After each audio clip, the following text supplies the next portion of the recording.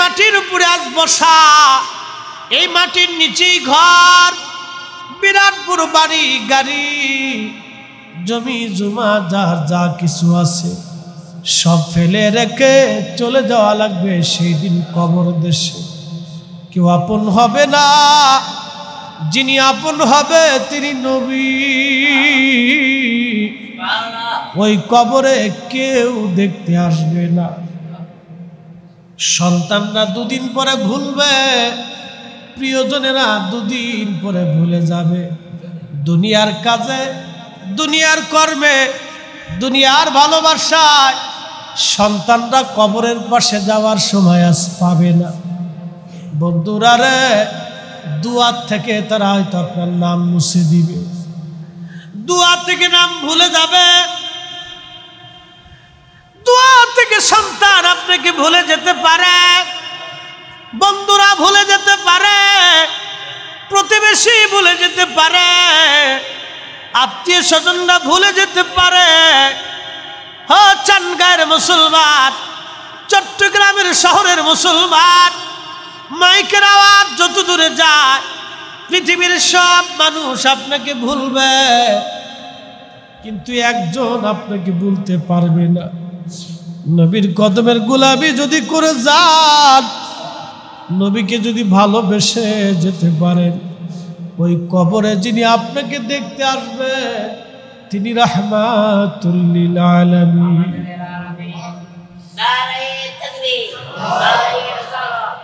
রাহমাতুল লিল আলামিন। ওই কবরে যিনি দেখতে আসবে তিনি রাহমাতুল লিল আলামিন। ওই কবরে যিনি আসবে তিনি রাহমাতুল লিল আলামিন।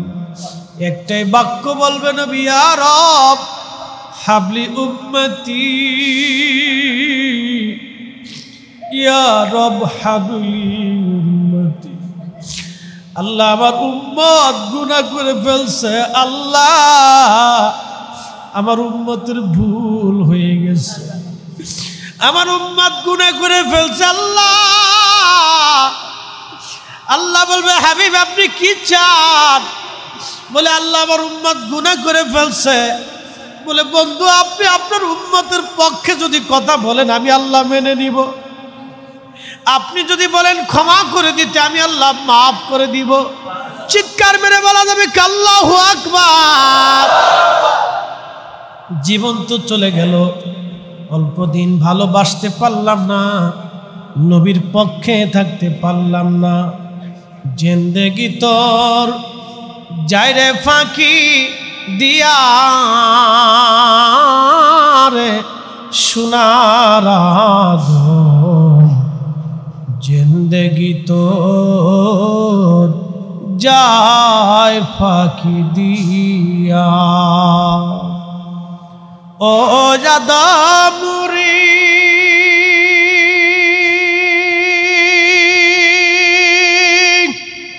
কামিনীর ওই কোলেতে কাল ঘুমেতে রইলি তুই। কামিনী মানে রাত, কামিনী মানে রজনী। ও যাদবুরি রজনীর ওই কোলেতে কাল ঘুমেতে রইলি তুই। সারা নিশি কাটাইলি তুই ঘুমাইয়া ঘুমাইয়া রে সোনার আদম, জিন্দেগি তোর যায় ফাঁকি দিয়া। ও আদমরি পাক ধরিয়া গেছে দাড়ি, দন্ত আছে গুটা চারি। সমন জারি গিয়াছে করিয়ারে সোনার আদম, জিন্দেগি তোর যায় ফাঁকি দিয়া। বাড়ি করব কার জন্য, জমিন করব কার জন্য, হারাম খাবো কার জন্য, হারাম খাবো কার জন্য, হারামের জিন্দেগি গঠন করে সন্তানের জন্য জমি করে রেখে যাব কোন জন্য? কিসের জন্য মানুষ ঠকাবো? কিসের জন্য মানুষ ঠকাবো? কিসের জন্য প্রতিবেশী ঠকাবো? কিসের জন্য মাকে ঠকাবো? কিসের জন্য বাবাকে কষ্ট দিব? কিসের জন্য মায়ের মনে ব্যথা দিব রে? কোন জন্য ভাইকে কষ্ট দিব? কোন জন্য বোনের অধিকার নষ্ট করে ফেলবো? কেন রে এতিমের হক মেরে খাবো? কেন রে গরিবের সাথে জুলুম আমি করব? কিসের জন্য রে? দুনিয়াদারি কতদিন? না না, রব্বে কারীম ডাক দে বলেন, কুল, হুজুর আপনি বলে দেন, ইন্নাল মাউতাল্লাযী তাফিরুনা মিনহু ফাইন্নাহু মুলাকিকুম। উম্মতকে বলেন, সৃষ্টির যেখানেই লুকাক, মরণ তার সাথে মোলাকাত করবে, বেঁচে থাকার সুযোগ নাই। জিন্দেগি তোর যাইরে ফাঁকি দিয়া রে সোনার আদম, জিন্দেগি তোর যায় ফাঁকি দিয়া। চানগাঁয়ের মুসলমান, মাইকের আওয়াজ যত দূরে যায়, কথাগুলি শুনে যান, হৃদয় পরিবর্তন করে ফেলেন। আর না, এখনই সময় আল্লাহর নবীর কদমের গোলামি করে যাওয়া। নবীর কদমের গোলাম যদি হতে পারি, জীবন বড় সার্থক হয়ে যাবে। আল্লাহর কোরআন বলে, মাইয়ুতির রাসূলা ফাকাদ আতা আল্লাহ। নবী গো, আপনি নবীর গোলামি কেউ যদি করে, আমি আল্লাহর গোলামি হয়ে যাবে। আপনি নবী খুশি হলে আমি আল্লাহ খুশি হব। আপনি নবীর পক্ষে, আমি আল্লাহর পক্ষ হবে। আপনি নবীর ইজ্জত, আমি আল্লাহর ইজ্জত হবে। আপনি নবীর সাথে দুশমনি, আমি আল্লাহর সাথে দুশমনি হবে। আপনি নবীকে কেউ যদি কষ্ট দেয়, আমি আল্লাহকে কষ্ট দেওয়া হবে। আপনি নবীর গোলামি হলে আমি আল্লাহর গোলামি হয়ে যাবে। এজন্যই আমরা সুন্নিরা নবী নবী নবী নবী করি। বার বার বার আপনাদেরকে রসুলের গান শোনাই, নবীর পক্ষে থাকার কথা বলি। বাজান, ঈমান নিয়ে যদি বাঁচতে চান, কবরে যদি নাজাতের রাস্তা দেখতে চান, আবাদুন আবাদা, চির সুখী যদি হতে চান, আবাদুন আবাদা, চির সুখী যদি হতে চান, নবীর কদমের গোলামি করে যাওয়া লাগবে। নবীর কদমের গোলাম হওয়া ছাড়া চির সুখী হওয়া যাবে না। নবীর কদমের গোলামি করে গেলে চির সুখী হওয়া যাবে, চির সুখী। ও মুসলমানেরা, মাইকের আওয়াজ যত দূরে যায়, ও মা বোনেরা, কথাগুলি শুনবেন হৃদয়ের কানের সঙ্গে।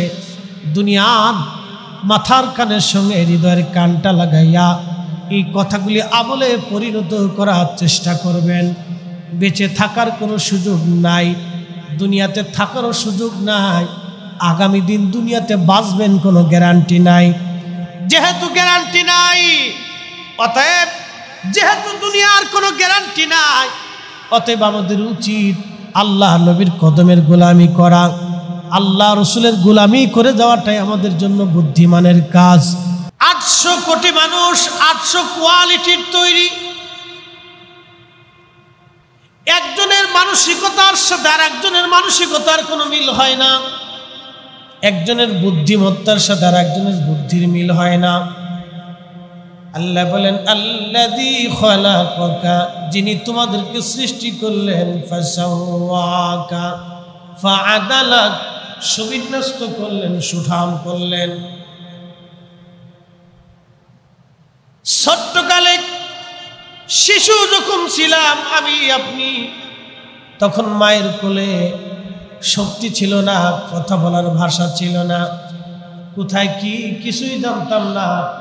ক্ষুধা লাগলে কেঁদে ফেলতাম, মা দৌড়ায় আসতো, দৌড়ায় এসে মা কোলের মধ্যে নিয়ে খাবার দিয়া মা আমাদেরকে সান্ত্বনা দিয়ে দিত, শান্ত করে ফেলতো। আমার ওই সময় ভাষা ছিল শুধু কান্না, কান্না ছাড়া আর কিচ্ছু করতে পারতাম না। সেই দিন আল্লাহ পাক কান্না করার কারণে মায়ের কলিজার ভিতরে আমার জন্য আল্লাহ দরদ সৃষ্টি করে দিলেন। কান্না দেওয়ার সঙ্গে সঙ্গে মা আর সহ্য করতে পারেন নাই, দৌড়ায় এসে মা আপনাকে আমাকে খাবার খাওয়াইলেন। কি রহমান আর কি রহিম, কি সেই আল্লাহ যিনি আমার আপনার জন্য কত চমৎকার ফয়সালা করছেন। এই জন্য আল্লাহ বলছেন মানুষ বড় অকৃতজ্ঞ। আমি তাকে, সে কি ছিল, তাকে কি বানাইলাম? সে ছিল কি? খালাকাল ইনসানা মিন আলাক।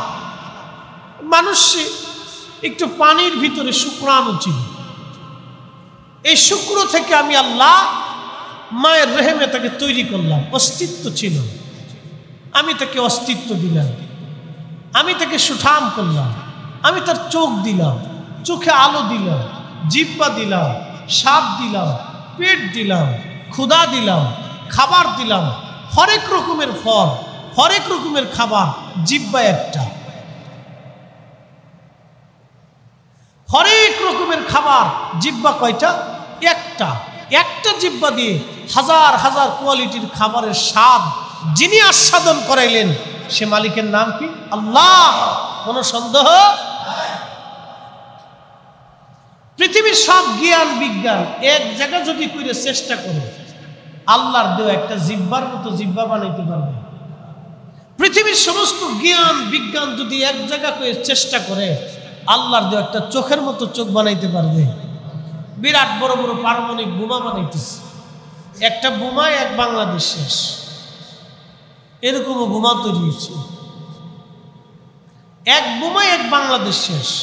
এরকম বোমাও পৃথিবীতে আছে, কিন্তু মানুষের চোখ আল্লাহর দেওয়া চোখের মতো একটা চোখ বানাইতে পারে। তার মানে আল্লাহর ক্ষুদ্র সৃষ্টির কাছেও বিজ্ঞান অসহায়। আল্লাহর একটা ক্ষুদ্র সৃষ্টির কাছেও বিজ্ঞান অসহায়। গাছের একটা আদনা পাতা, ছোট্ট একটা পাতার মতো একটা পাতা বিজ্ঞান আজও তৈরি করে দিতে পারে, কৃত্রিম ভাবে তৈরি করে দিয়েছে, কিন্তু আল্লাহর সৃষ্টির মতো কখনো পারে নাই। কিয়ামত পর্যন্ত চেষ্টা করবে, বিজ্ঞান এটা সৃষ্টি করে দিতে পারবে না, তৈরি করে দিতে পারবে না।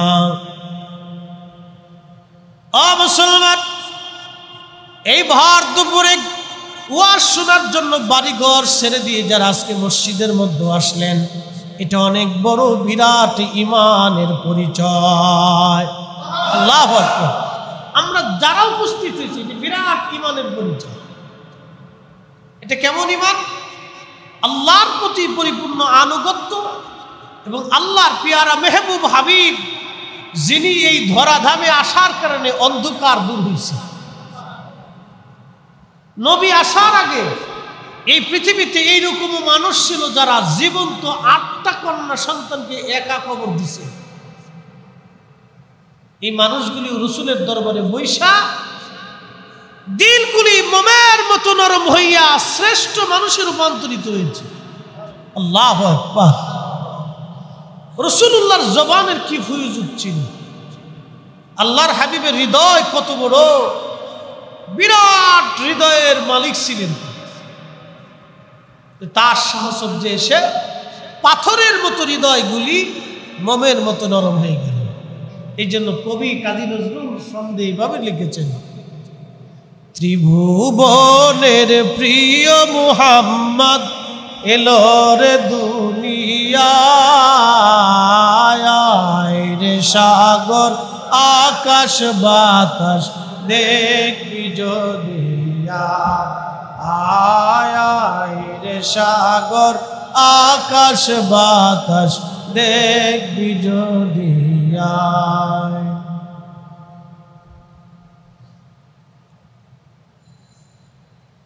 বন্ধুগণ,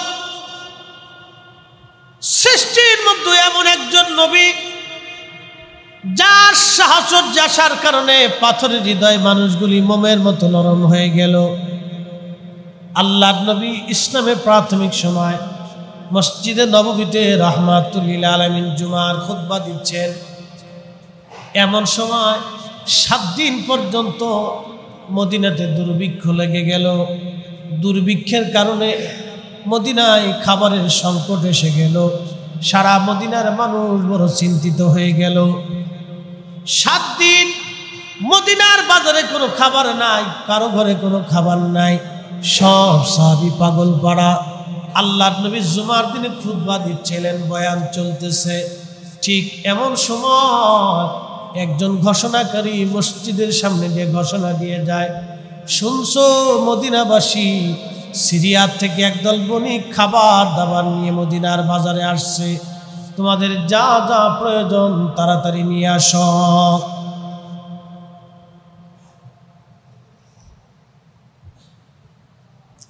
তোমাদের যা যা প্রয়োজন নিয়ে আসুক। নবী খুতবা দিচ্ছে,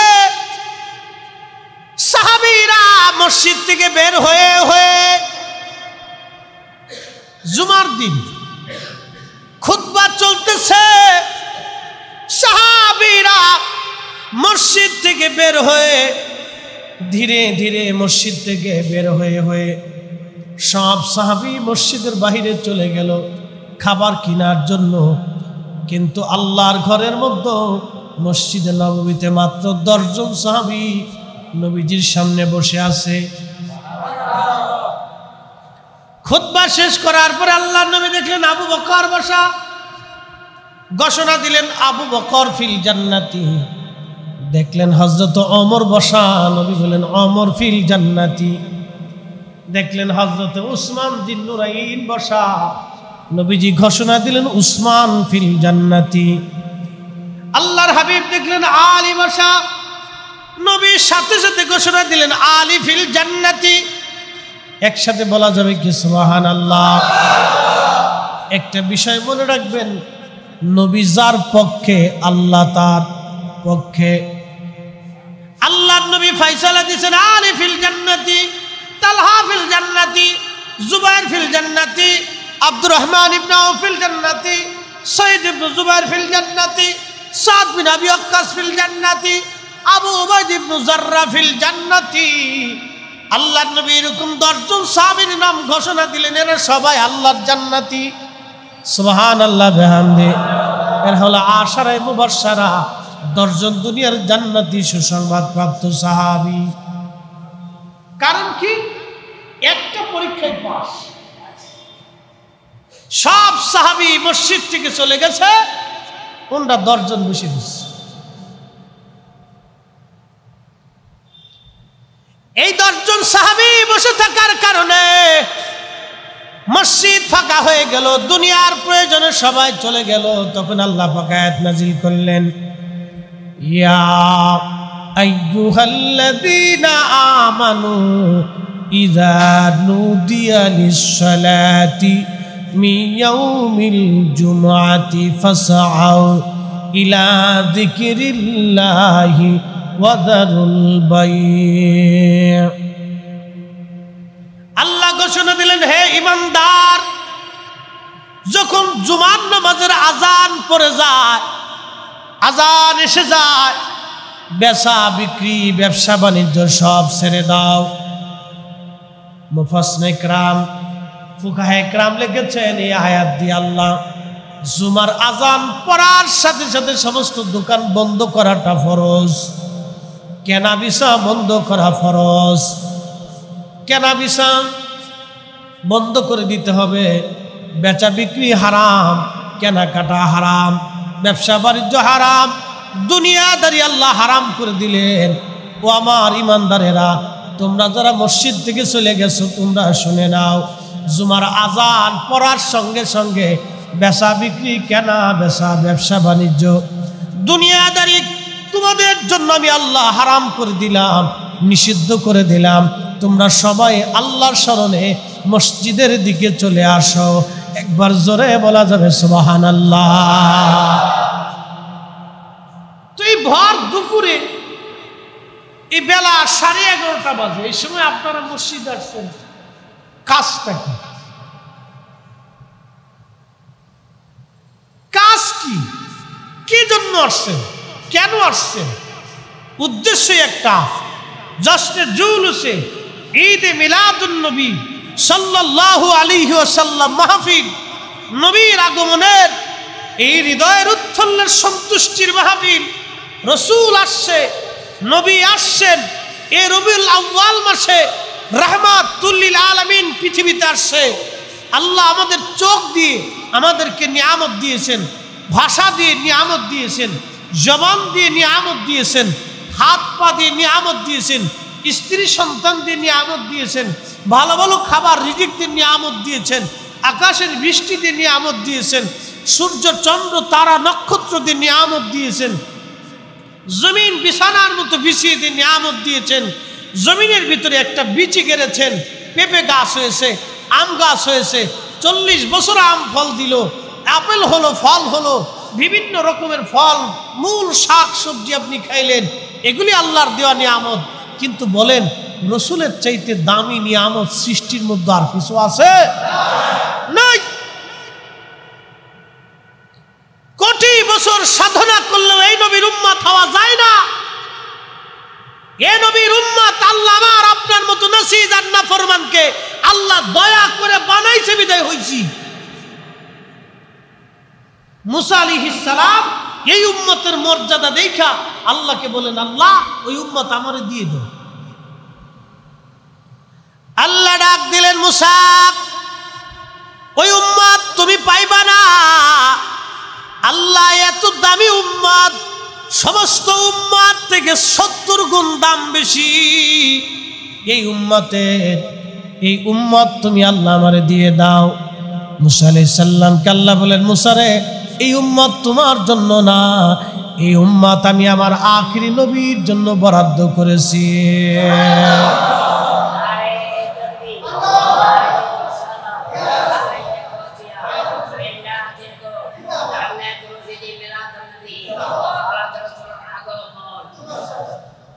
আল্লাহ নবী মুসা বললেন, রব্বে কারীম, এই উম্মত যদি তুমি আমারে না দাও, তাহলে আখিরি নবীর উম্মতের যদি 70 গুণ দাম হয়, তাহলে আমারে তুমি ওই নবীর উম্মত বানাই দাও। আল্লাহু আকবার। না না না, আরো জোরে বলেন আল্লাহু আকবার। মুসা নবীর মতো জলিল কদর নবী, তুর পাহাড়ে আল্লাহর সাথে যিনি কালাম করলেন, কালামুল্লাহ। আল্লাহু আকবার। মুসা আলাইহিস সালাম তুর পাহাড়ে আল্লাহর সাথে কালাম করেছে, আর হুজুর গাউসে পাক মুরাকাবায় বসে আল্লাহর সাথে কালাম করেছে। আস্তে হয়ে গেল না, আরো জোরে জোরে।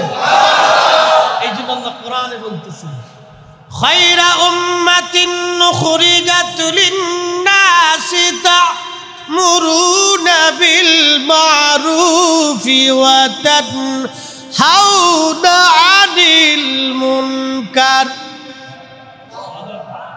খায়রা কুনতুম খায়রা উম্মাতিন উখরিজাত লিন-নাস। কোরআনে আল্লাহ বলতেছেন, হে আমার আখিরি নবীর উম্মতেরা, তোমাদেরকে আমি আল্লাহ একটা সম্মান দিলাম। সমগ্র উম্মতের মধ্যে তোমাদেরকে আমি আল্লাহর সর্বশ্রেষ্ঠ বানাই দিলাম। আল্লাহ সব উম্মত থেকে সর্বশ্রেষ্ঠ বানাই দিচ্ছি। সব উম্মাহ থেকে আদম, শীষ, নূহ, দাউদ, ঈসা, মুসা, ইব্রাহিম, ইসমাইল, ইসহাক, ইয়াকুব, ইউসুফ, আইয়ুব, ইউনুস আলাইহিমুস সালাম, সব নবীর উম্মত থেকে তোমাদেরকে আমি সর্বশ্রেষ্ঠ উম্মত বানিয়েছি। এটা কি আমাদের গুণে না নবীর গুণে? নবীর গুণে। সেই নবীর মিলাদের মাহফিল, নবী আসছে। আল্লাহু আকবার। নবীকে আল্লাহ পাঠাইছে। কি করছে? পাঠাইছে। ওয়ামা আরসালনাকা, আপনাকে পাঠাইছি। কামা আরসালনা ফিকুম, আমি আপনাকে তাদের মধ্যে পাঠাইছি। সুবহানাল্লাহ। লাকাদ মান্নাল্লাহু আলাল মুমিনিনা ইদ বাআসা ফীহিম। ও নবী, আমি আপনাকে মুমিনদের জন্য মহান নিয়ামত বানাইয়া তাদের মাঝে আপনাকে পাঠাইছি। আল্লাহু আকবার। এই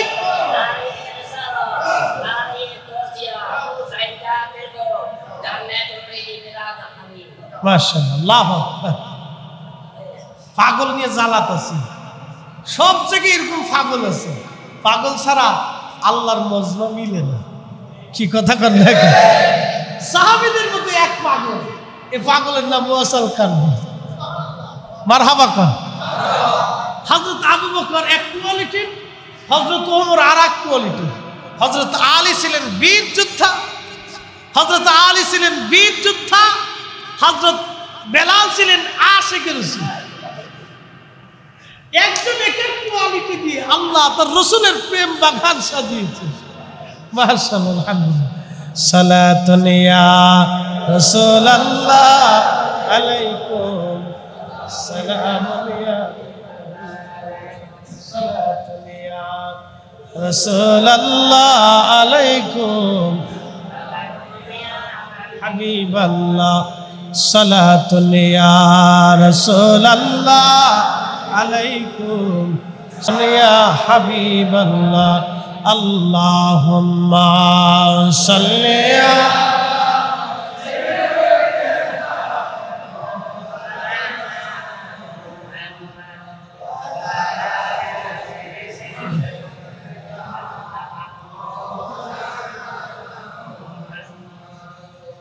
একটা তফাৎ, কেউ মনে কষ্ট নিবেন না। আমি কাউকে আঘাত দিয়ে ওয়াজ করি না। এই আমরা যারা সুন্নিয়তে বিশ্বাসী, আমাদেরকে টাকা না দিলেও, খাবার না দিলেও, দাওয়াত না দিলেও মিলাদুন নবীর মাহফিলে আমরা আসি। কিন্তু যে নজদি, এর লাখ টাকা দিলেও দেখবেন ওর বসান যায় না। কি কথা কন না কেন? ওরা আদর যত্ন করে ভাই, দুলা ভাই, শালা সুমন্দি যাই কর, ও আসবেন। এর বসানো যায় না, যেটা কট্টরপন্থী যেটি, এদের বসানো যায় না। ও মনে করে এই জায়গা গেলে আমি জাহান্নামে চলে যাই। আরে রাসূলের ইশকের বাগানে আসার কারণে যদি কেউ জাহান্নামে চলে যায়, বড় আফসোস, বড় হতভাগা, বদনসিব। এই জন্য এই মাহফিলগুলিতে বসাটাও নসিব লাগে। কি লাগে? কপাল লাগে। যার নসিবে আছে সে আসতে পারে। নবীর মজলিসে বসা ছিল কয়জন? 10 জন। 10 জনকে আল্লাহর নবী কি করলেন? শুধু রাসূলুল্লাহর সামনে বসে থাকার জন্য সব মসজিদ থেকে বের হয়ে গেছে। নবীর মজলিসে 10 জন বসে রয়েছে। আল্লাহ রাসূল 10 জনের নাম ঘোষণা দিয়ে বলেন, ফিল জান্নাতি, এরা সব আল্লাহর জান্নাতি। এই জন্য রাসূলুল্লাহর পক্ষে থাকার জন্য নবীর দর্শে, রাসূলের মহাব্বতের মজলিসে বসাটা নসিব লাগে। কি লাগে? নসিব। নসিব লাগে। সব নসিব হয় না। বিরাট পয়সাওয়ালা হলেও হয় না, আবার অনেক মেধাবী হলেও হয় না, বিরাট শাইখুল হাদিস হলেও হয় না, বিরাট অধ্যক্ষ হলেও হয় না, বিরাট প্রিন্সিপাল হলেও হয় না, বিরাট মুহতামিম হলেও হয় না, বিরাট খতিব হলেও হয় না। নসিব লাগে। প্রিয় উপস্থিতি, খুবই মনোযোগ দিয়ে শুনিয়া যান। আল্লাহর নবী মুসা বললেন, ও রব, আপনি আমাকে আখিরি নবীর উম্মত বানায় দেন। আল্লাহ ডাক দিলেন, মুসা না, তা হবে না, তোমাকে আখিরি নবীর উম্মত আমি বানাবো না।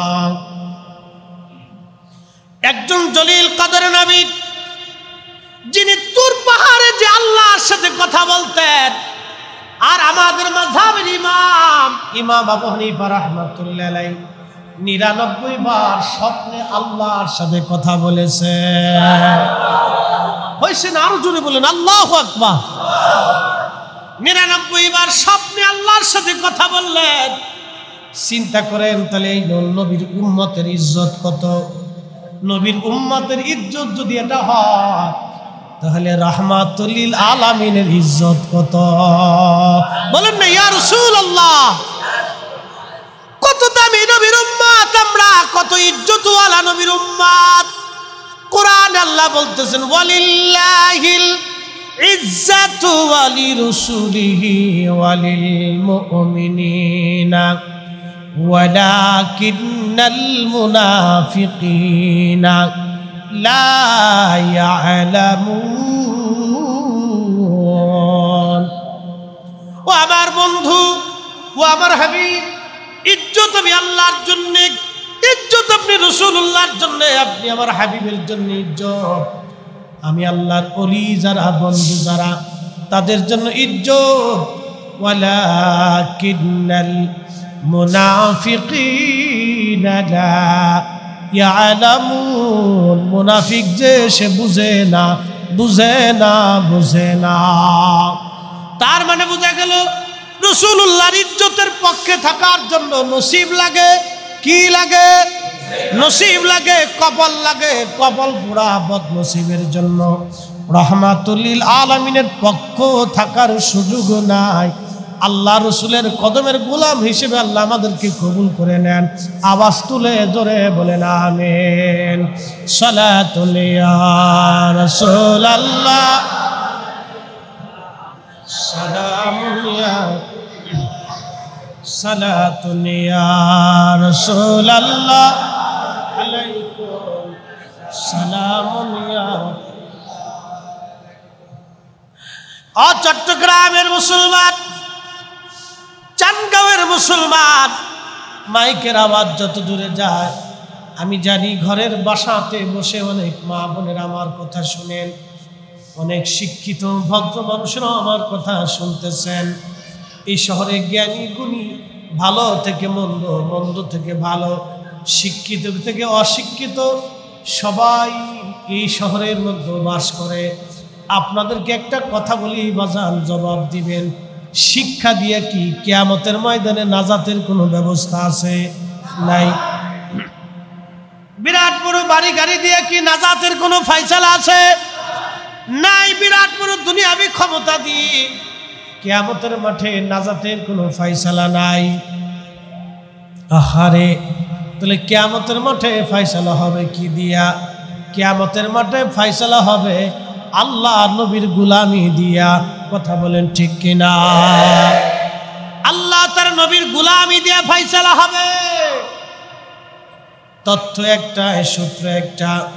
যদি জ্ঞান দিয়ে, মেধা দিয়ে ফায়সালা হতো তাহলে আবু জাহেল আগে হতো জান্নাতি আর হযরত বেলাল হতো আগে জাহান্নামী। যদি চেহারা দিয়ে ফায়সালা হতো তাহলে বেলাল কোনোদিন জান্নাতি হওয়ার সুযোগ নাই। কিন্তু নবীর দরবারে চেহারার কোনো মূল্য নাই, নবীর দরবারে পয়সার কোনো মূল্য নাই, নবীর দরবারে বিরাট বড় জ্ঞানের কোনো মূল্য নাই। আল্লাহ নবীর দরবারে মূল্য হলো ইন্না আকরামাকুম ইনদাল্লাহি আতকাকুম। নিশ্চয় সে আল্লাহর দরবারে সম্মানিত হবে।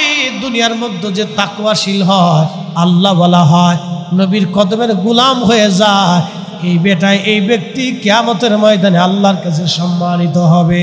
একসাথে বলে জোরে বলা যাবে কি সুবহানাল্লাহ? আল্লাহু আকবার। কি চমৎকার আল্লাহর এক ফয়সালা, কি চমৎকার আল্লাহর একটা ফয়সালা যে ধনে, মানে, পয়সা করিতে, জ্ঞানে, গুণে, বিদ্যাতে, বুদ্ধিতে, চ্যান্সেলর, প্রিন্সিপাল, অধ্যক্ষ, উপাধ্যক্ষ, শাইখুল হাদিস, মুফতি, বক্তা, তক্তা, ইমাম, খতিব, মুসল্লি, সভাপতি, secretary, principal, DC, SP, MP, মন্ত্রী, মিনিস্টার, প্রধানমন্ত্রী, রাষ্ট্রপতি, সাম্রাজ্যপতি, কোনো কিছু দিয়ে আল্লাহর কাছে নাজাতের কোনো রাস্তা নাই। নবীর দরবারে সুপারিশের কোনো রাস্তা নাই। নবীর দরবারে সুপারিশ পেতে হলে রাসূলুল্লাহর কদমের গোলাম হয়ে যেতে হবে। কথা বলেন ঠিক কিনা? নবীর পক্ষ থেকে যেতে হবে, রাসূলের দলে থেকে যেতে হবে, নবীর দলে, রাসূলের দলে থেকে যেতে হবে। আল্লাহর হাবিবের দলে থাকতে হবে আপনাকে। রাসূলুল্লাহর দলে আপনি থাকেন তাহলে লাভ, কিয়ামতের মাঠে নাজাতের ফয়সালা হবে। সালাতুন ইয়া রাসূলুল্লাহ আলাইকুম হাবিবাল্লাহ আলাইকুম সালাতুন ইয়া রাসূলুল্লাহ আলাইকুম সালামুন ইয়া হাবিবাল্লাহ আলাইকুম। খুব মনোযোগ দিয়ে আল্লাহ রাসূল হুজুরে কারীম সাল্লাল্লাহু আলাইহি ওয়াসাল্লামের কথা বলছিলাম। মুসা নবী বললেন আল্লাহ তাআলা ওই নবীর উম্মত বানাও। আল্লাহ বললেন না, তা হবে না। চিন্তা করেন, মুসা নবীর মতো জলিল কদর নবী এই নবীর উম্মত হওয়ার বাসনা করলেন। কত দাম এই নবীর উম্মতের। এই উম্মতের ভিতরে 4টা তরিকা আছে। 4 তরিকার ভিতরে একটা তরিকার নাম কাদেরিয়া। এই তরিকার ইমাম যিনি হুজুর গাউসে পাক মহিউদ্দিন আব্দুল কাদের জিলানী রাহমাতুল্লাহ আলাইহি। হুজুর গাউসে পাক এত বড় দরজার ওলি ছিলেন, বিশ্বের এমন কোন ইমাম নাই যে ইমাম ওনার সম্পর্কে কিতাব না লিখে গেছে। আমাদের হানাফি মাযহাবের অন্যতম বিরাট বড় ইমাম শাইখুল হাদিস মুহাদ্দিসুজ জামান মুজাদ্দিদে মিল্লাত ইমাম মোল্লা আলী কারি মাক্কি রাহমাতুল্লাহ আলাইহি আজ থেকে 450 বছর আগে একটা কিতাব লিখছেন আন-নুজহাতুল খাতিব। একবার জোরে বলা যাবে কি মারহাবা। হুজুর গাউসে পাকরে নিয়ে মক্কার ইমাম, 450 বছর আগের উনি মক্কার ইমাম ছিলেন, হেরেমের ইমাম, ইমামুল হারামাইন আশ-শরীফ, 2 হারামের ইমাম, মদিনারও ইমাম, মক্কারও ইমাম। মদিনায় গেলে মদিনায় নামাজ পড়াইতেন, মক্কায় আসলে হেরেমে নামাজ পড়াইতেন। এত বড় আলেম ছিলেন ওই জমানায়। ওনার দস্তখত ছাড়া মক্কা মদিনার থেকে কেউ এলেমের সার্টিফিকেট পাইত না। তিনি হুজুর গাউসে পাক সম্পর্কে নুজহাতুল খাতির লিখছেন, একটা ঘটনা লিখছেন। এই উম্মতের পাওয়ার প্রতিটা বুঝাইতেছি। রাসূলুল্লাহটা তো এটা একবারে সীমাহীন, আল্লাহ তাকে সীমাহীন মর্যাদা দিয়েছে। সুবহানাল্লাহ বলবেন না? নবীর ইজ্জতের কোনো সীমানা আছে না? আসতে বলতে হবে, সীমানা আছে? কোন মা, রাসূলের আম্মা ব্যতীত কোন মা নবীর মতো কোন সন্তান জন্ম দিতে পারছে? পারে নাই। কিয়ামত পর্যন্ত আর পারবে? কোন জাতিতে, কোন গোষ্ঠীতে কখনো, কোন কালে, কোন দিনে আর কখনো হবে? একবারে সহজ কথা। সেই রাসূল দুনিয়াতে আসছেন, মিলাদুন নবী, উম্মতের ইমানদারের জন্য আনন্দ। আল্লাহ নিজে বলছেন লাকাদ মান্নাল্লাহু আলাল মুমিনিন, আমার এই নবী মুমিনদের জন্য নিয়ামত।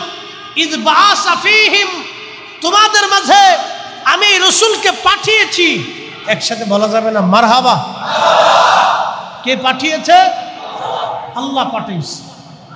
ইয়া আইয়ুহান নাবিয়্যু ইন্না আরসালনাকা শাহিদ, নবী গো আমি আপনাকে পাঠিয়েছি। মারহাবা বলবেন? নবীকে কে পাঠাইছে? নবী ছিলেন কার কাছে? আদম নবী যখন নবী হয় নাই, আদম নবী যখন মাটি পানির ভিতরে, তখন আমাদের নবী আল্লাহর নবী ছিল। আদম আগে না নবী আগে? আদম যখন মাটি পানির ভিতরে, তার অস্তিত্ব মাটি পানির ভিতরে, তার অর্থ হচ্ছে সে তখনও আদম না। ও পানি মাটির ভিতরে, তখনও আদম না। নবী বলেন আমি তখনও নবী। আল্লাহু আকবার, আল্লাহু আকবার। নবী ছিলেন কার কাছে? ছিলেন কার কাছে?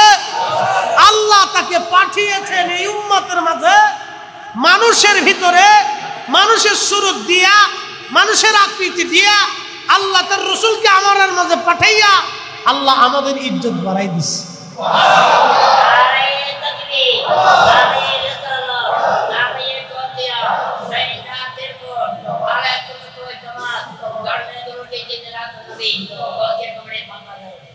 খুব মনোযোগ দেন।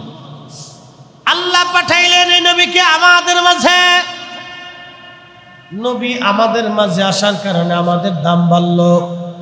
নবী যদি জিন জাতির মধ্যে আল্লাহ পাঠাইতেন তাহলে আমাদের কোনো মূল্য ছিল না। কি কথা কন না কেন? আমাদের কোনো দাম ছিল না। নবীকে যদি আল্লাহ ফেরেশতার মধ্যে পাঠাইতেন আমাদের কোনো মূল্য ছিল না। নবীকে যদি আল্লাহ অন্য কোনো জাতির মাধ্যমে পাঠাইতেন আমাদের কোনো দাম ছিল না। আল্লাহ মানব জাতির ভিতরে রাহমাতুল লিল আলামিন পাঠানোর কারণে এই মানব জাতির দাম আল্লাহ পাক সব জাতি থেকে বানাই দিলেন।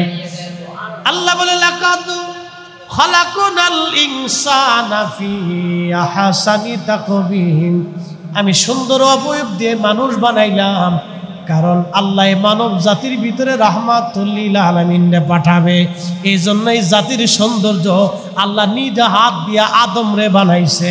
একবার জোরে বলা যাবে কি মারহাবা? আল্লাহ নিজ হাত দিয়ে আদম রে বানাইছে। আল্লাহু আকবার। আমাদের দাম কি আমাদের গুণে না নবীর গুণে? কথা বুঝেন নাই মনে হয়। আমাদের যে দাম এটা কি আমাদের গুণে না নবীর গুণে? এই সহজ সূত্র যারা বুঝবে তারা মিলাদুন নবীর জুলুসে, মিলাদুন নবীর মাহফিলে টাকা দিবে, পয়সা দিবে, সাহায্য করবে, সহযোগিতা করবে, আসবে, বসবে, স্লোগান দিবে, নবীর পক্ষে কথা বলবে, নবীর পক্ষে কাজ করবে। যারা এই কৃতজ্ঞতা এই কথা যারা বুঝবে না, বুঝতে চেষ্টা করবে না, এই শুকরিয়া যাদের অন্তরে নাই, নাফরমান রাসূলুল্লাহর পক্ষে কখনো আসবে না। কথা বলেন ঠিক কিনা? নাফরমানের মুসলিম। কথাগুলি বুঝে যাওয়াটা আমাদের জন্য জরুরি, হৃদয় দিয়ে উপলব্ধি করাটা জরুরি। বাংলাদেশে 18 কোটি মুসলমান, বাংলাদেশে সারা বাংলাদেশে হাজার হাজার মসজিদ, হাজার হাজার মসজিদ। এই রবিউল আউয়াল মাস আসছে, এই হাজার হাজার মসজিদে অনেক মসজিদে রাসূলুল্লাহর আগমনের মাহফিলকে বিদআত বলে ঘোষণা দেওয়া হবে। কথা ঠিক কিনা? দিবে না? আবার হাজার হাজার মসজিদে এই মিম্বরে দাঁড়াইয়া রাসূলের শান বলতে বলতে খতিব কাঁদবে, মুসল্লিরাও কাঁদবে। পার্থক্যটা কত তফাৎ খালি বোঝার চেষ্টা করুন। এই মিম্বর, যে মিম্বর রাসূলের দেওয়া মিম্বর, এই মসজিদ রাসূলের দেওয়া মসজিদ, এই দিন নবীর দেওয়া দিন, এই কালেমা রাসূলের দেওয়া কালেমা, এই দৌলত ইমানের দৌলত, রাসূলের দেওয়া ইমানের দৌলত। যদি নবী না আসতেন আমরা দিন বুঝতাম না। যদি রাসূল না আসতেন কালেমাও বুঝতাম না, আল্লাহও চিনতাম না। আল্লাহ চিনিছি রাসূল দিয়ে। কথা ঠিক কিনা? সাহাবীরা কি পাথর দেখে আল্লাহ চিনছে? গাছ দেখে আল্লাহ চিনছে? পাহাড় দেখে আল্লাহ চিনছে? রাসূলুল্লাহকে দেখে আল্লাহ চিনছে। আল্লাহু আকবার।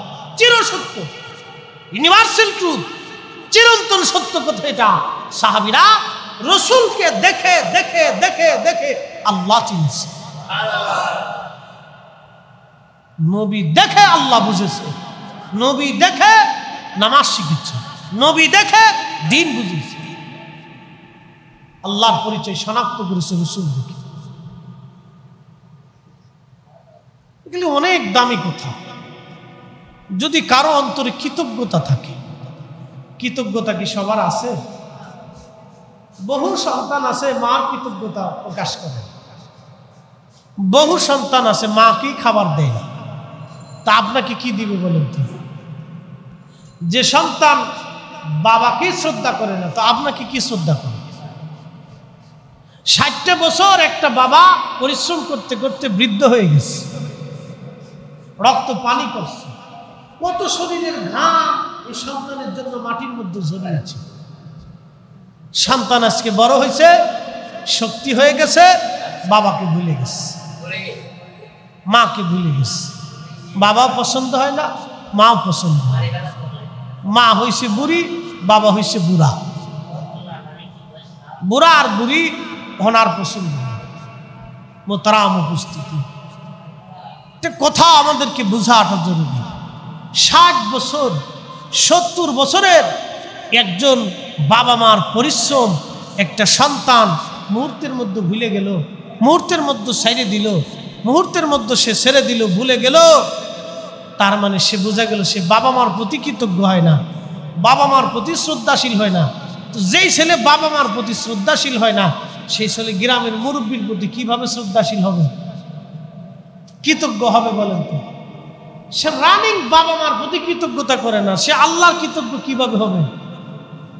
এই জন্য আল্লাহর প্রতি অপরিসীম কৃতজ্ঞতা যাদের আছে, তারা রাসূলুল্লাহর মিলাদের মাহফিলে এসে বসে পড়ে। কথা বলেন ঠিক কিনা? অপরিসীম কৃতজ্ঞতা যে আল্লাহ তুমি আমাকে এই নবীর উম্মত বানাইছো, যে নবী কিয়ামতের মাঠে মালিক ইয়াউমিদ্দিন আল্লাহ, বিচার দিনের মালিক আল্লাহ, আর ও বিচার দিনের মালিক সভাপতি আমার নবী। বলে কথাটা কিভাবে বললেন? কথাটা ওই সোর্সে বলছি, মালিক হবে আল্লাহ, ইচ্ছা হবে নবী। সুবহানাল্লাহ কি বাড়ি যায়? কিয়ামতের মালিককে, বিচার দিনের মালিককে, আর ইচ্ছাটা নবীর ইচ্ছা হবে। মানে রাসূলের ইচ্ছা হলো নবী যাহা বলবে আল্লাহ তাই করে। وَمِنَ اللَّيْلِ فَتَهَجَّدْ بِهِ نَافِلَةً لَكَ عَسَىٰ أَن يَبْعَثَكَ رَبُّكَ مَقَامًا مَحْمُودًا।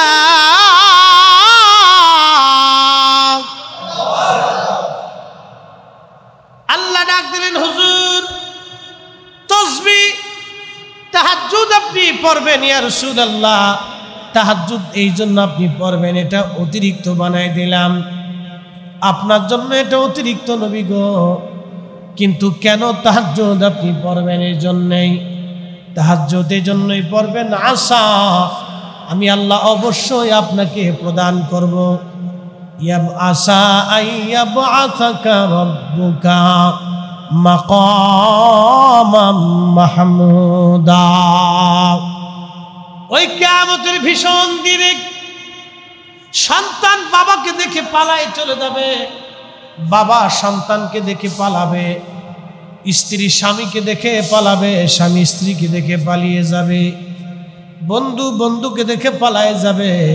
হুজুর ওই দিনে ওই সময় কঠিন মুহূর্তে ইয়া রাসূলুল্লাহ আমি আপনাকে একটা মর্যাদা দিব, এই মর্যাদার নাম মাকামে মাহমুদ।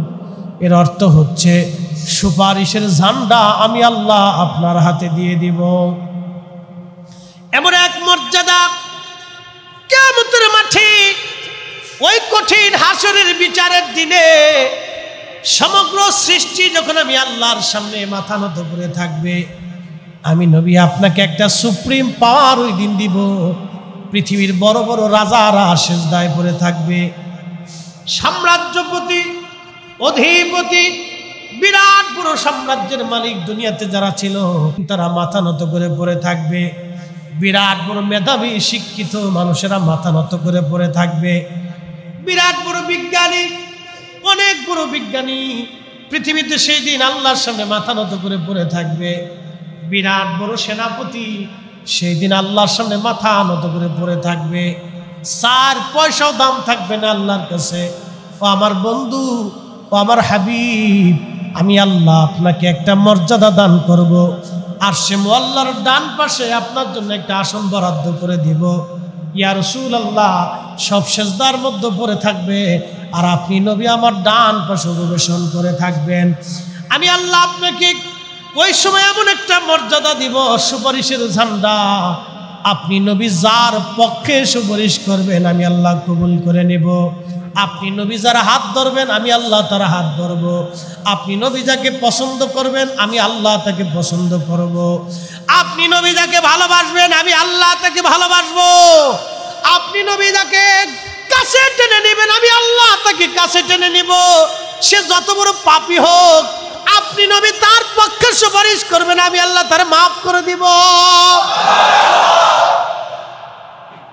কাজী নজরুল আন্ডার ম্যাট্রিক কি সুন্দর একটা কবিতা লেখলেন। শ্রেষ্ঠ নবী দিলাম রে তরিয়ে নিতে রোজ হাসরে, শ্রেষ্ঠ নবী দিলাম রে তরিয়ে নিতে রোজ হাসরে, পথ না ভুলি তাই তো দিলে পাক কুরআনের বাণী।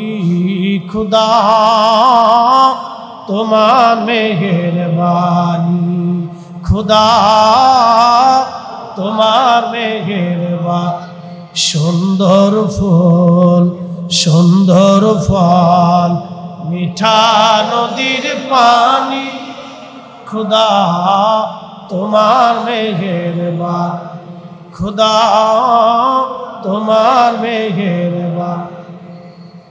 তুমি কতই দিলে আরতন ভাই বারাদার পুত্র স্বজন, খোদা পেলে অন্ন জুগাও মানি চাই না মানি, খুদা তোমার মেহেরবানি।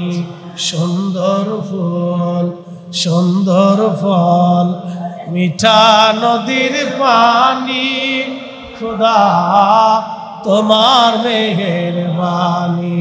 সালাত নিয়া রাসূল আল্লাহ সালামুন ইয়া হাবিবাল্লাহ। ও চাঙ্গার মুসলমান খুবই মনোযোগ দিয়ে শুনে যান।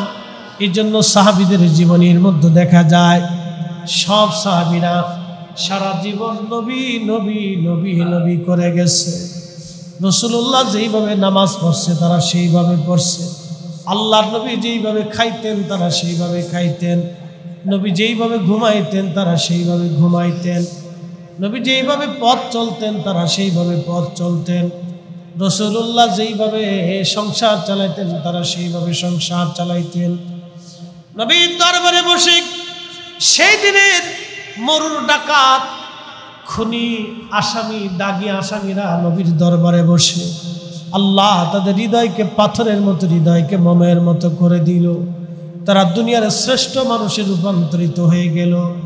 উলাইকা হুম খায়রুল বারিয়া, জগতের মধ্যে তারা সেরা হয়ে গেল।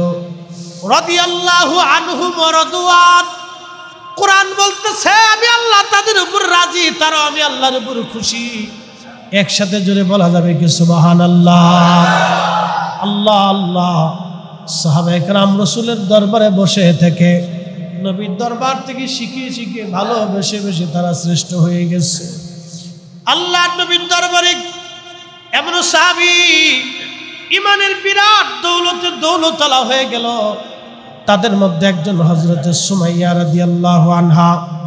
ও নারী সমাজ, আমার কথাগুলি ঘরের মধ্যে বসে শুনে যান। একজন নারীর নাম হযরত সুমাইয়া রাদিয়াল্লাহু আনহা। তখন কেবলমাত্র সে ছিল এক কওমের দাসী, কালেমা পড়লেন।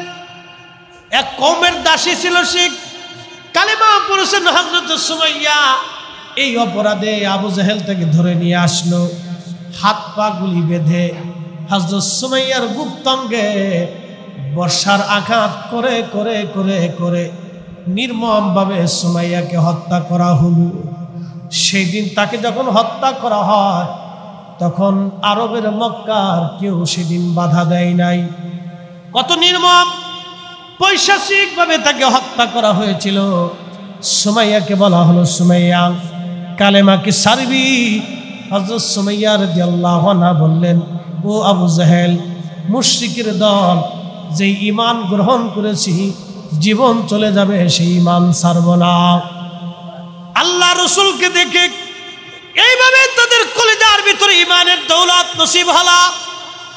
আল্লাহু আকবার। হায় হায় হায়, তারা কিভাবে রাসূলুল্লাহকে ভালোবেসে ফেললেন।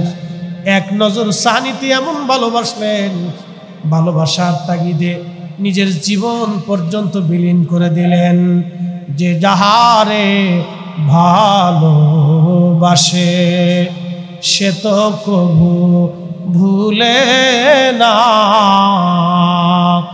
রসুল তোমায় ভালোবাসে, হাবিব তোমায় ভালোবাসে, তুমি তারে ভুইল না। যে যাহারে ভালোবাসে সে তো কভু ভুলে না। সুমাইয়া জীবন দিলেন। হযরত সুমাইয়ার স্বামী ইয়াসার রাদিয়াল্লাহু আনহু, আবু জাহেল তাকে ধরে নিয়ে আসলো। ইয়াসার কালেমা সারবি। হযরত ইয়াসার বললেন না, জীবন চলে যাবে, কালেমা দেব না, ঈমান দেব না। হযরত ইয়াসার রাদিয়াল্লাহু আনহু দুই পায়ের মধ্যে আবু জাহেলের দল রশি বেঁধে দুইটা উটের গলার মধ্যে বেঁধে দেওয়া হলো। দুইটা উট দুই দিকে ছুটিয়ে দেওয়া হলো। উট দৌড়ায়। হযরত ইয়াসার রাদিয়াল্লাহু আনহু দুই পা বেঁধে দেওয়া হলো। আল্লাহ, দুই পা দুই দিকে যাইয়া হযরত ইয়াসার রাদিয়াল্লাহু আনহু সিরে ফেরে দুই ভাগে ভাগ হয়ে গেলেন। সিরে ফেরে ইয়াসার রাদিয়াল্লাহু আনহু দুই ভাগে ভাগ হয়ে গেলেন। হযরত ইয়াসার জীবন দিয়ে দিলেন। রাসূলের এক নজর সোহবতে নিজের জীবন কুরবানি করে দিলেন হযরত ইয়াসার। চাঙ্গায়ের সুন্নি মুসলমান হযরত ইয়াসার এক নজর দেখে নিজের জীবন দুই ভাগে ভাগ করে ফেললেন। দেহ দুই ভাগে ভাগ হয়ে গেল। জীবন দিয়ে দিলেন ইয়াসার, ঈমান দিলেন না। সুন্নি মুসলমান, আমাদের সব কিছু চলে যাবে, নবীর কদম আমরা দিতে পারবো না। কথা বলেন ঠিক কিনা? জীবনের সব চলে যাবে, রাসূলুল্লাহর কদম আমরা দিব না। যেই নবীকে ভালোবাসছি পৃথিবীর সব চলে যাবে, ভালোবাসা বিক্রি করতে পারবো না। যদি এই বিশ্বাস অন্তরের মধ্যে থাকে তাহলে দুনিয়ার মধ্যে সাকসেস হয়ে যাবেন। নবী সাহাবী বেলালের ওয়াজ শুনতে চেয়েছেন। হযরত বেলালের মতো আশিক মদিনার নবীর দরবারে খুবই কম ছিল। ভালোবাসার তাগিদে বেলাল পাগল হয়ে গেলেন। একজন কৃতদাস নবীর দরবারে রাসূলুল্লাহ সোহবত থেকে এক মুহূর্তে নবীকে ভালোবেসে ফেললেন। ঈমানের দৌলত এসে গেল, মহব্বত এত পরিমাণে হলো, কাফেররা তাকে মারতে মারতে মারতে মারতে দিনের পর দিন, মাসের পর মাস বেলালের গলার মধ্যে রশি টেনে টেনে মক্কার অলিগুলি দিয়ে টানা হতো। পাথুরি রাস্তা, চামড়া ফেটে ফেটে কেটে কেটে রক্ত পড়তো, ঘা হয়ে যাইত। ওই ঘায়ের মধ্যে বেলালকে বেত্রাঘাত করা হতো, চাবুক দিয়ে পিটানো হতো, ফিনকি মেরে মেরে রক্ত বের হতো, ওষুধ দেওয়া হতো না, ওই ঘায়ের উপর আবার মারা হতো। বেলাল মাঝে মধ্যে অজ্ঞান হয়ে যাইতেন। আহাদ আহাদ বলে বেলাল কাঁদতেন। বেলালের গলা চিপে ধরে জিব্বা বের করে জিব্বার ভিতর দিয়ে লোহার শিক ঢুকাই দিয়া জিব্বাকে এপার ওপার করা হতো, বেলাল যাতে আহাদ আহাদ আল্লাহ আল্লাহ করতে না পারে। কিন্তু জবান বন্ধ থাকলে হবে কি, বেলালের অন্তর তো বন্ধ করতে পারে নাই। মাঝে মধ্যে অত্যাচারের সীমা এত কঠিন পর্যায়ে চলে যাইতো। বেলাল একটা কথা বলতেন, উমাইয়া আমাকে জানে মেরে ফেলে দাও, জীবন চলে যাবে, নবীর দরবার থেকে যে ঈমান আনছি এই ঈমান আমি বিক্রি করতে পারবো না। উমাইয়া বলতো না, তোকে জানে মারবো না, তিলে তিলে তোকে কষ্ট দিব। বেলালের গলার মধ্যে রশি বেঁধে মরুভূমির মধ্যে নিয়ে যাওয়া হতো, হাত পা গুলি বেঁধে হযরত বেলালকে বালুর মধ্যে শুয়াইয়া বুকের উপরে পাথর চাপা দিয়ে রেখে আসা হতো। হায় হায় হায়, কত কঠিন জীবন ছিল হযরত বেলালের। ও চাঙ্গের সুন্নি মুসলমান, চট্টগ্রামের বাবাজিরা, ঘরের ভিতর থেকে মা বোনেরা যারা আমার কথাগুলি শুনতেছেন, তারা একটু শুনে যান সাহাবী বেলালের কত কঠিন জীবন ছিল। হযরত বেলাল মার খাইতে খাইতে খাইতে খাইতে জীবন পার করলেন। আহা, আমার নবী এই ভালোবাসার জন্য বেলালকে মসজিদে নববীর মুয়াজ্জিন আমার নবী আল্লাহ তাকে বানাই দিলেন। একবার জোরে বলা যাবে কি সুবহানাল্লাহ। বেলালের মতো আশিক যদি আমরা হইতাম, এ দুনিয়ায় নবীর দেখা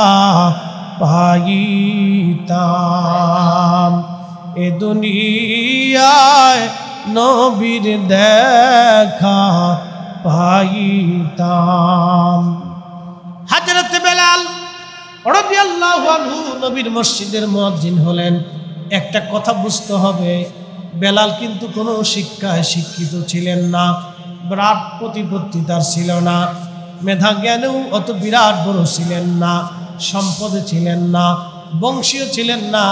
তিনি একজন হাবশী কৃতদাস মাত্র, বর্তমান ইথিওপিয়া কেনিয়ার এলাকার মানুষ ছিলেন তিনি। হযরত বেলাল রাদিয়াল্লাহু আনহু, হযরত বেলাল রাদিয়াল্লাহু আনহু তিনি নবীর মসজিদের মুয়াজ্জিন আল্লাহ তারে বানাইলেন। একবার জোরে বলা যাবে কি আল্লাহু আকবার।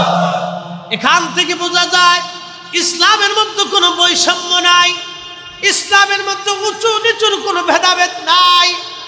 নবীর দপ্তরে বেলাল হয়ে গেলেন মুয়াজ্জিন, ইমাম আমার নবী, ইমাম রাহমাতুল লিল আলামিন, ওই ইমামতির মুয়াজ্জিন যিনি তিনি বেলাল।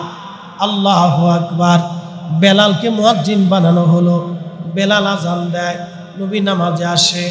আজানের ফুয়ুজুদ এতই হৃদয়গ্রাহী ছিল, বেলাল যখন আজান দিত মসজিদের ওই মদিনার কোনো সাহাবী ঘরের মধ্যে থাকতে পারতেন না, তারা সবাই মসজিদে নববীতে ছুটে চলে আসতেন।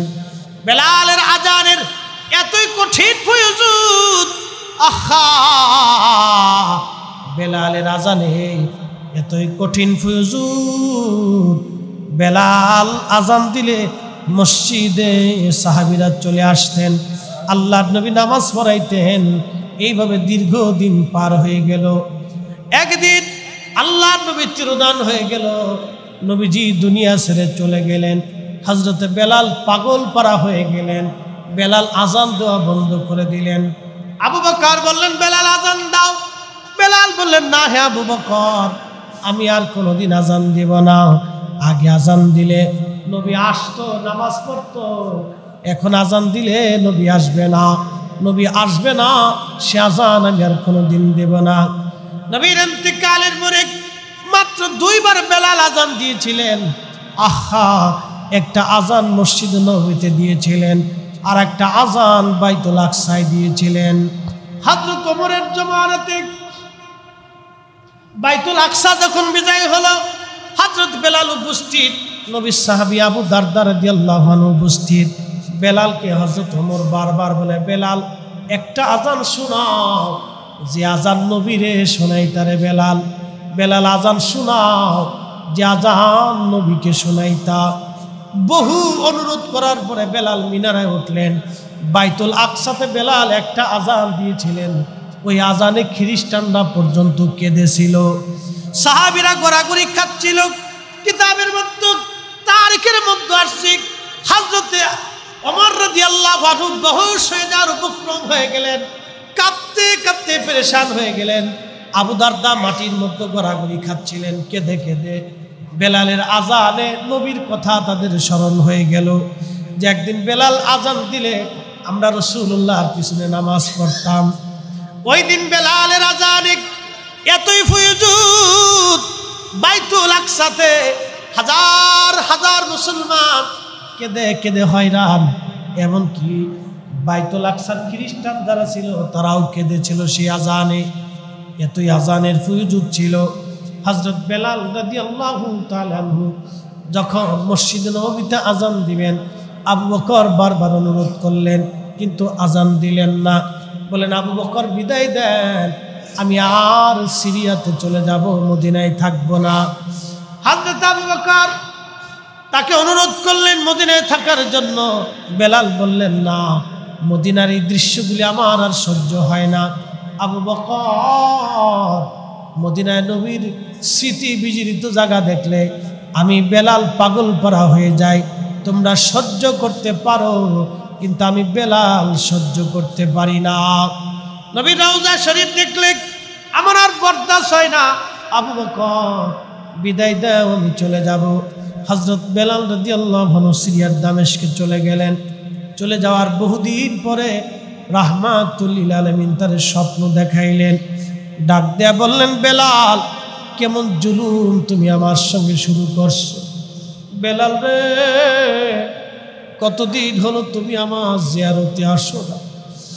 একজন সাহাবী রাসূলুল্লাহকে কেমন ভালোবাসা দিলে, নবীজি রওজা শরীফ থেকে সিরিয়ায় যাইয়া স্বপ্নে বেলালকে বলে, বেলাল আয়, আমার জিয়ারতে তুমি কেন আসো না, আমার সাক্ষাতে তুমি কেন আসো না রে বেলাল। বেলাল আয়, আমি নবীর জিয়ারতে আই রে বেলাল। পাগল পারা হয়ে গেলেন হযরতে বেলাল।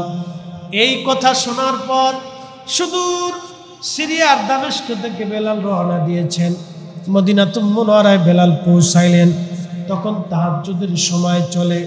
রওজা শরীফের জালি মোবারকের সঙ্গে হেলান দিয়ে মাথা টুকিয়ে বেলাল রাদিয়াল্লাহু আনহু বরাবরি করে কান্নাকাটি করতেছিলেন। নবী গো, গোলামকে আসতে বলেছিলেন, গোলাম হাজির হয়ে গেছে, গোলাম হাজির। ইয়া রাসূলুল্লাহ, এই গোলামকে আসতে বলেছেন, গোলাম আপনার রওজা মোবারকে হাজির। জালি মুবারকের সঙ্গে মাথা ঠেকাইয়া বেলাল কাঁদে। নতুন মুয়াজ্জিন আসছে আজান দেওয়ার জন্য। এসে দেখলেন নবীর মুয়াজ্জিন বেলাল রাদিয়াল্লাহু আনহু মসজিদে নববীতে রওজা মুবারকের পাশে বসে বসে কাঁদতেছে। সাহাবীরা রে, শুনছো, নবীর মুয়াজ্জিন হযরতে বেলাল আমাদের মাঝে ফিরে আসছে। সব ঘর থেকে সাহাবীরা বের হয়ে আসলেন।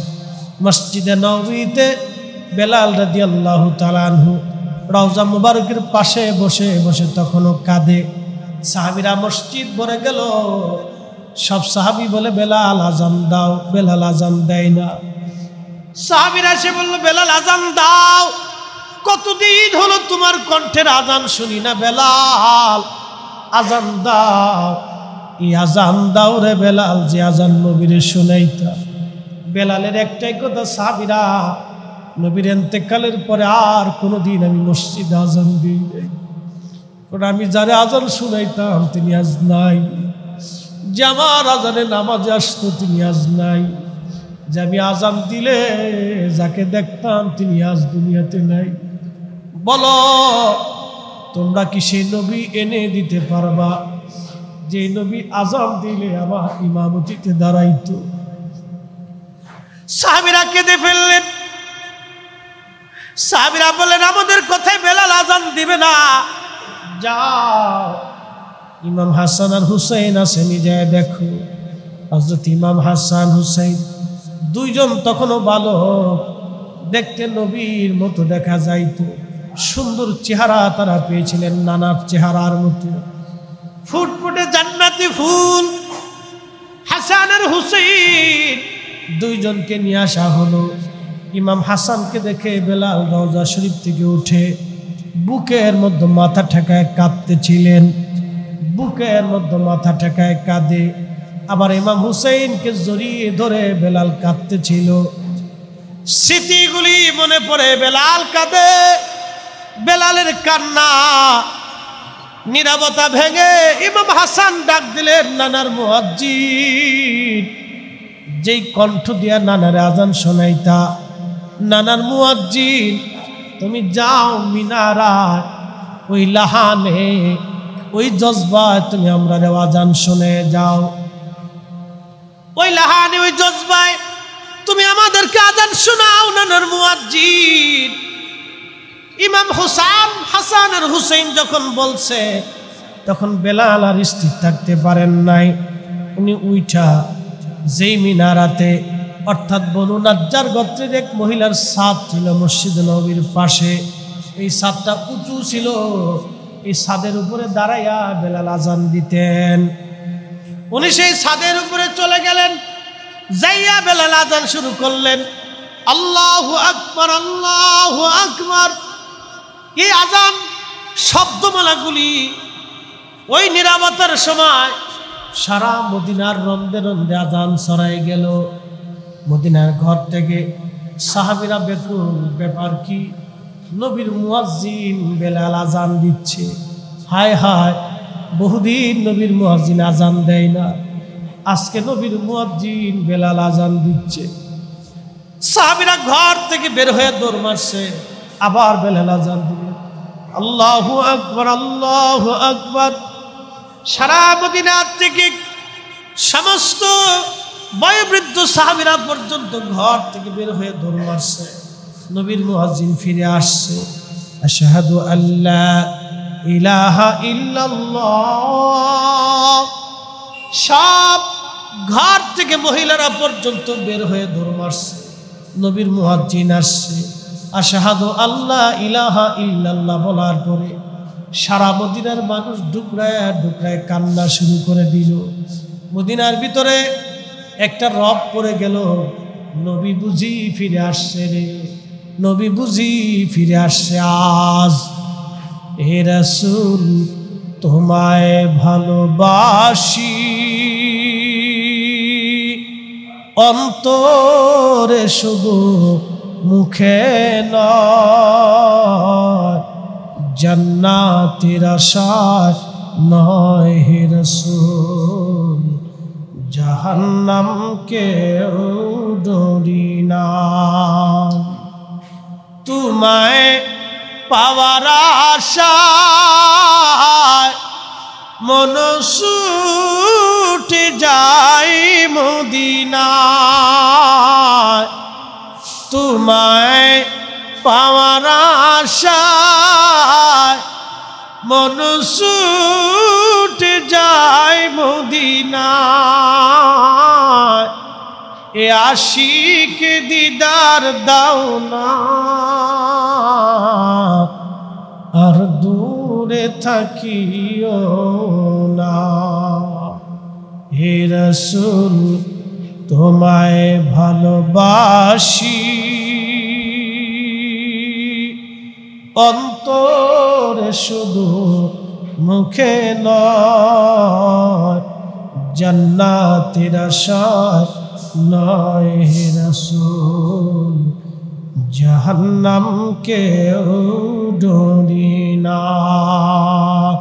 সালাতুল ইয়া রাসূলুল্লাহ আলাইকুম, সালাতুল ইয়া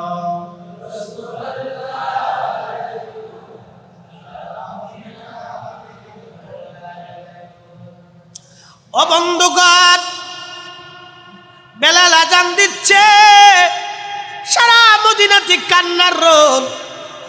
একটাই বাক্য, নবী বুঝি আসছে, নবী বুঝি ফিরে আসছে রে।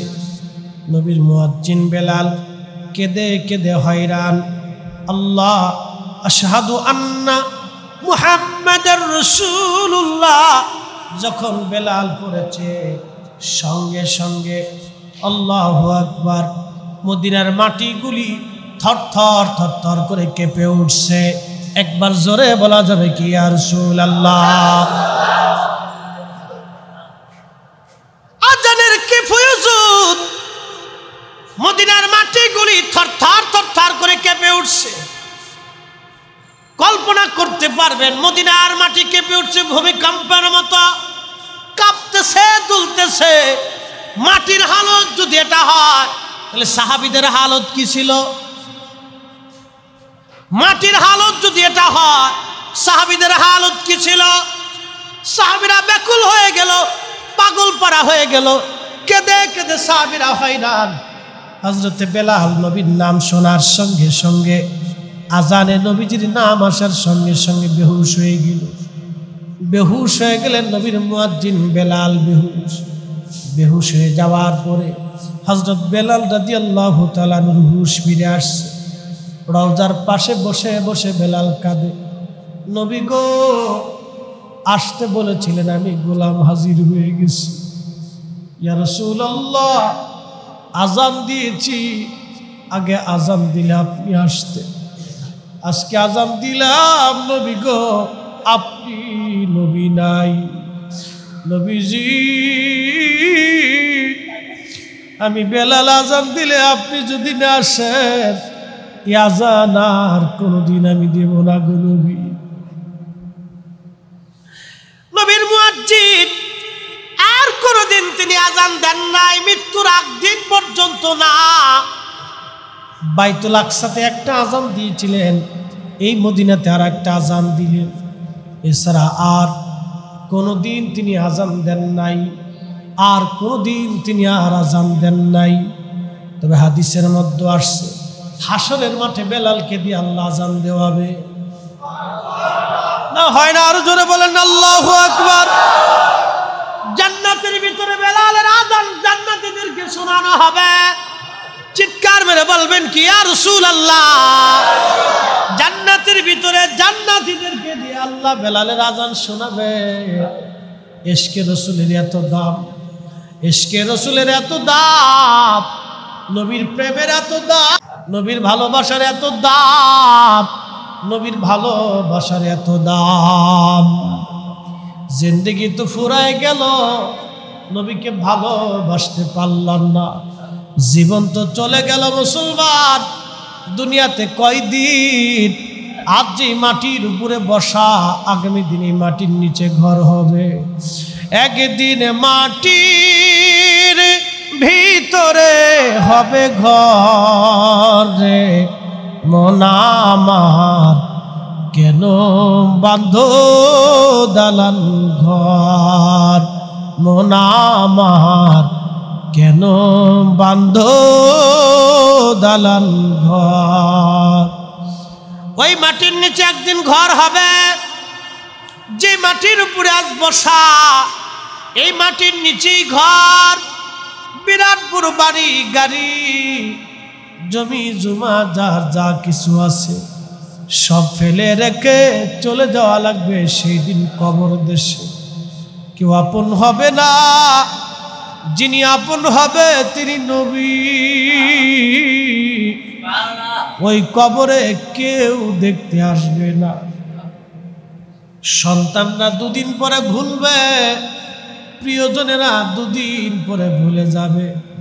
দুনিয়ার কাজে, দুনিয়ার কর্মে, দুনিয়ার ভালোবাসায় সন্তানরা কবরের পাশে যাওয়ার সময় আজ পাবে না। বন্ধুরা রে, দুয়া থেকে তারা হয়তো আপনার নাম মুছে দিবে, দুয়া থেকে নাম ভুলে যাবে,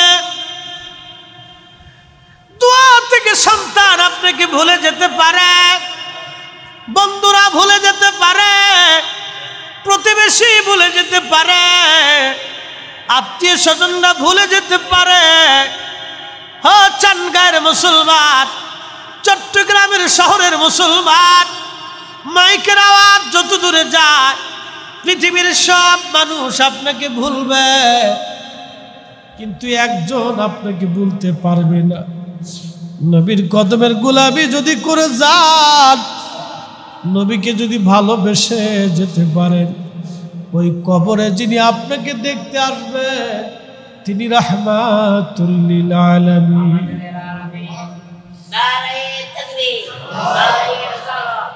রাহমাতুল লিল আলামিন। ওই কবরে যিনি দেখতে আসবে তিনি রাহমাতুল লিল আলামিন। ওই কবরে যিনি আসবে তিনি রাহমাতুল লিল আলামিন। একটাই বাক্য বলবে, নবী ইয়া রব হাবলি উম্মতি, ইয়া রব হাবলি উম্মতি। আল্লাহ আমার উম্মত গুনাহ করে ফেলছে, আল্লাহ আমার উম্মতের ভুল হয়ে গেছে, আমার উম্মত গুনাহ করে ফেলছে। আল্লাহ, আল্লাহ বলবে হাবিব আপনি কি চান? বলে আল্লাহ আমার উম্মত গুনাহ করে ফেলছে। বলে বন্ধু আপনি আপনার উম্মতের পক্ষে যদি কথা বলেন আমি আল্লাহ মেনে নিব, আপনি যদি বলেন ক্ষমা করে দিতে আমি আল্লাহ মাফ করে দিব। চিৎকার মেরে বলা যাবে আল্লাহু আকবার। জীবন তো চলে গেল, অল্প দিন ভালোবাসতে পারলাম না, নবীর পক্ষে থাকতে পারলাম না। জিন্দেগি তোর যায় রে ফাঁকি দিয়া রে সোনার আদম, জিন্দেগি তোর যায় ফাঁকি দিয়া। ও যাদবুরি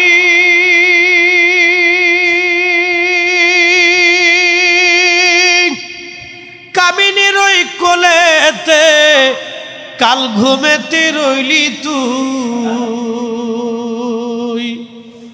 কামিনী মানে রাত, কামিনী মানে রজনী। ও যাদবুরি রজনীর ওই কোলেতে কাল ঘুমেতে রইলি তুই। সারা নিশি কাটাইলি তুই ঘুমাইয়া ঘুমাইয়া রে সোনার আদম, জিন্দেগি তোর যায় ফাঁকি দিয়া। ও আদমরি পাক ধরিয়া গেছে দাড়ি, দন্ত আছে গুটা চারি। সমন জারি গিয়াছে করিয়ারে সোনার আদম, জিন্দেগি তোর যায় ফাঁকি দিয়া। বাড়ি করব কার জন্য, জমিন করব কার জন্য, হারাম খাবো কার জন্য, হারাম খাবো কার জন্য। হারামের জিন্দেগি গঠন করে সন্তানের জন্য জমি করে রেখে যাব কোন জন্য? কিসের জন্য মানুষ ঠকাবো, কিসের জন্য মানুষ ঠকাবো, কিসের জন্য প্রতিবেশী ঠকাবো, কিসের জন্য মাকে ঠকাবো, কিসের জন্য বাবাকে কষ্ট দিব,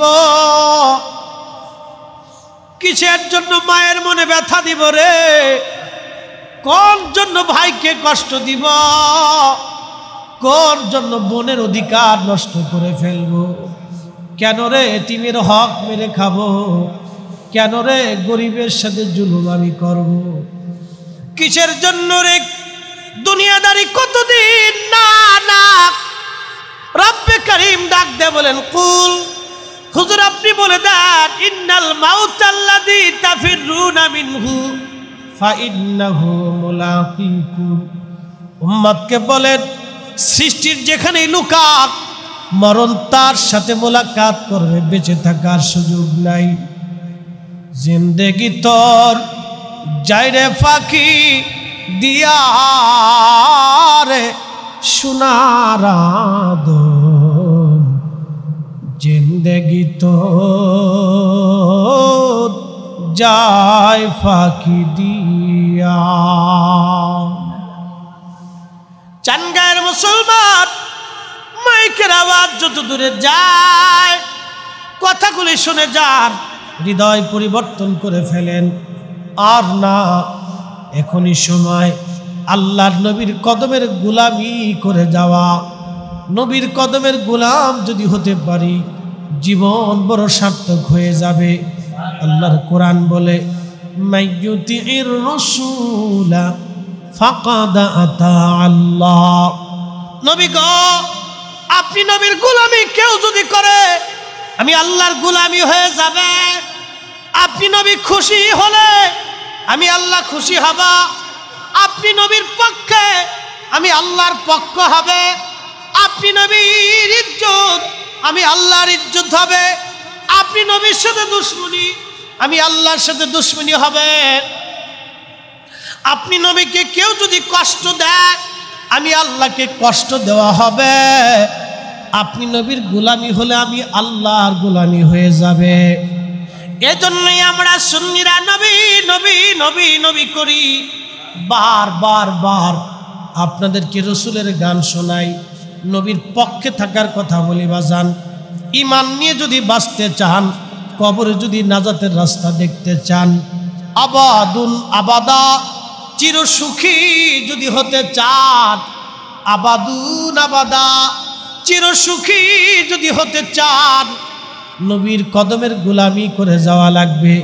নবীর কদমের গোলাম হওয়া ছাড়া চির সুখী হওয়া যাবে না।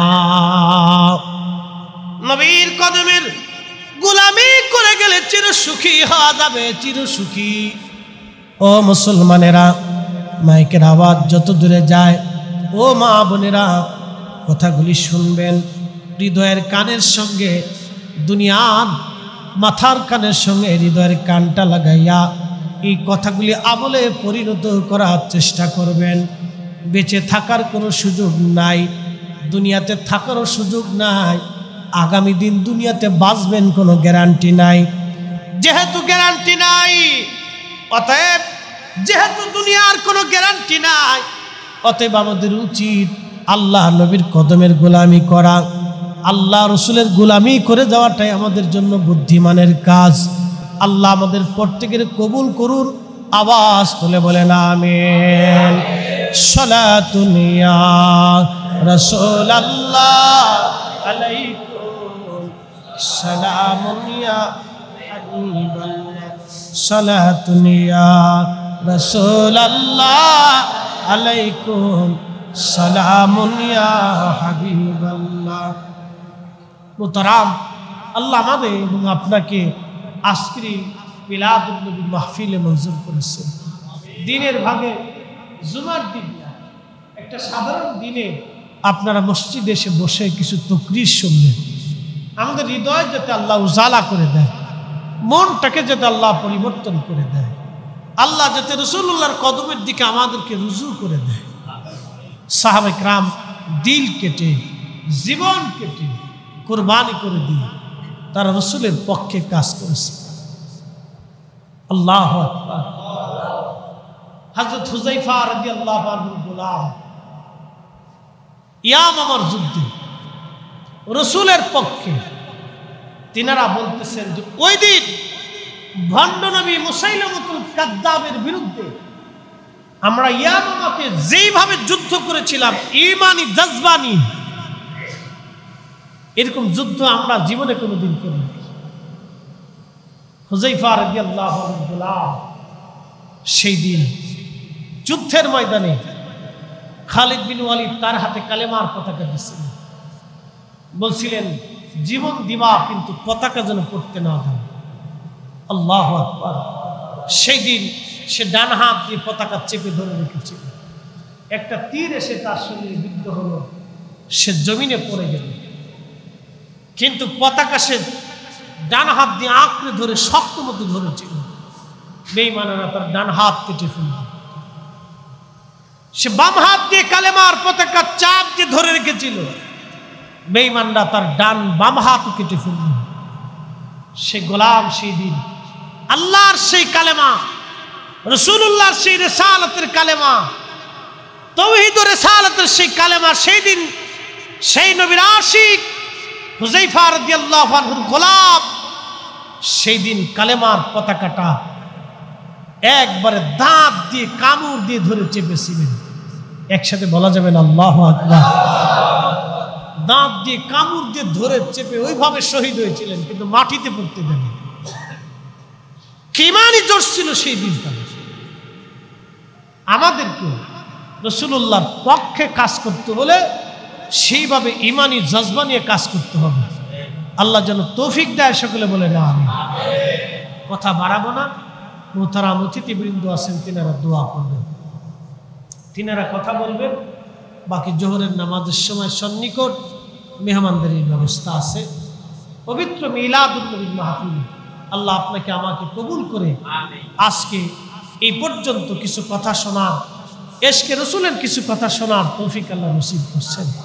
আমার মতো নাসিজ আর নাফরমানকে আপনাদের সামনে আল্লাহ বসাই দিছে।